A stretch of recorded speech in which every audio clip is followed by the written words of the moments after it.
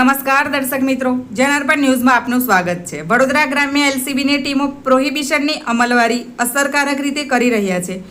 તાજેતરમાં પેટ્રોલિંગ કરતી ગ્રામ્ય એલસીબીની ટીમને ચોક્કસ બાતમી મળતા વોચ ગોઠવવામાં આવી હતી, જેમાં ટીમને મોટી સફળતા મળી છે। ટીમે ₹57 લાખથી વધુ કિંમતના વિદેશી દારૂ જોડે એકની અટકાયત કરી છે। આ મામલે કરજણ પોલીસ મથકમાં ફરિયાદ નોંધવામાં આવી છે।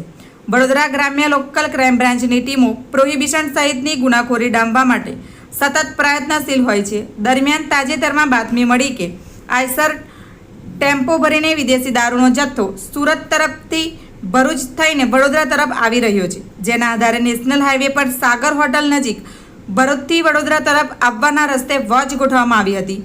જે બાદ બાતમીથી મળતી આવતા ટેમ્પો જણાતા તેને રોકીને તેમાં તપાસ કરવામાં આવી હતી।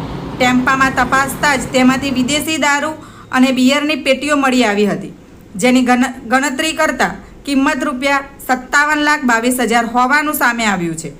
આ કાર્યવાહીમાં ગ્રામ્ય એલસીબી ટીમોએ વિદેશી દારૂ, બિયર, ટેમ્પો, તાડપત્રી મળી કુલ ₹67,29,000નો મુદ્દામાલ જપ્ત કર્યો છે। ઉપરોક્ત કાર્યવાહીમાં ટેમ્પોના ડ્રાઈવર રાજેશ વેનમશીલ જેસવાણી રહે રાજ સોસાયટી, નરોડા, અમદાવાદની ધરપકડ કરી છે।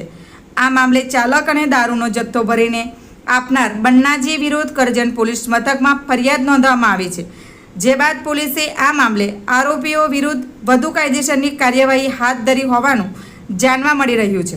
Bureau report, જનાર્પણ news. આવા જ નવા સમાચાર જોવા માટે જોડાઈને રહો જનાર્પણ ન્યૂઝ સાથે। અમારી ચેનલને લાઇક કરો, શેર કરો, સબસ્ક્રાઈબ કરો। ધન્યવાદ।